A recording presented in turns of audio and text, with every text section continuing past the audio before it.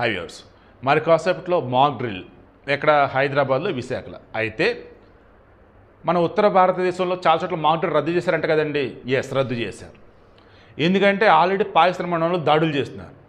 ఈలో పాకిస్తాన్ కూడా దాడులు చేస్తే ఇప్పుడు మన వాళ్ళు మాక్ డ్రిల్ అని చెప్పేసి ఏవైతే చేస్తున్నారో అది శత్రువులు అని చెప్పేసి అనుకుంటే ఏంటి మన పిల్లల పరిస్థితి.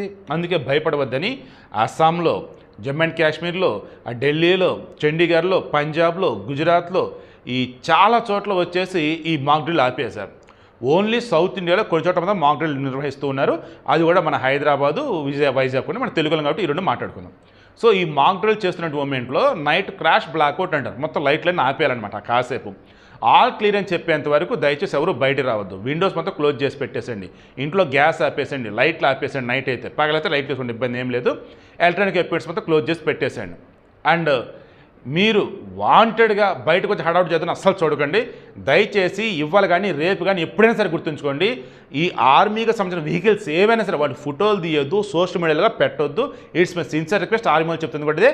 అండ్ సెల్ఫీలు తీయటువంటి పిచ్చి అస్సలు చేయకండి, ఓకేనా. శత్రువుగా మొత్తం అందించిన వాళ్ళు అవుతారు.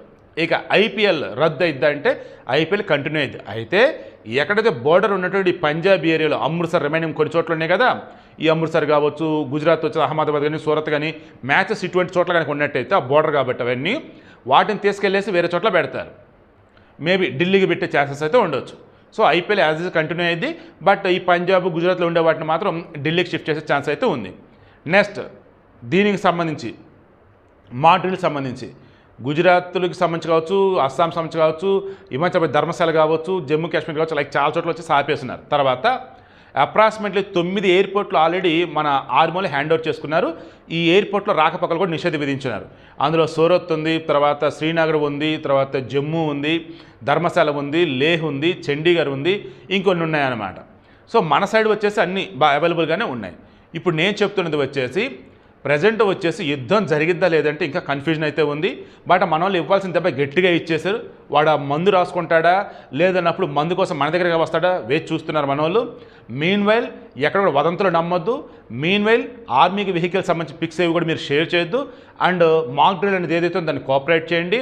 ఎట్టి పరిస్థితుల్లో ఎప్పుడైనా సరే కావచ్చు కాక ఆర్మీకి సంబంధించిన రహస్యాలు మాత్రం ఫోటోలు తీసి మీకు ఇష్టం వచ్చిన రీతిలో పోస్ట్ చేయొద్దు. అండ్ పాకిస్తాన్ వాళ్ళు మేము కూడా దాడి చేసాం, మాకు అసలు భారత్కి అన్నప్పుడు మాదే పై చేట హడావుడి చేస్తూ ఉంటాడే, అటువంటి దిక్కుమల వార్తలు నమ్మొద్దు, వాటిని వైరల్ చేయొద్దు. ఓకే, మాక్ డ్రిల్ వచ్చేసి మన సైడ్ ఉంది, ఉత్తర భారతదేశం సైడ్ లేదు. ఐపీఎల్ యాసేజ్ కంటిన్యూ అయ్యేది. అండ్ ఈ ఆర్మీ వెహికల్స్ సంబంధించి దయచేసి ఎవరు కూడా ఫోటోలు తీసి సోషల్ మీడియాలో పెట్టకండి. అండ్ దిక్కుమైనటువంటి వైరల్ న్యూస్లు ఏమైనా ఉంటే, ఫేక్ న్యూస్లు ఏమైనా ఉంటే వాటిని షేర్ చేయకండి.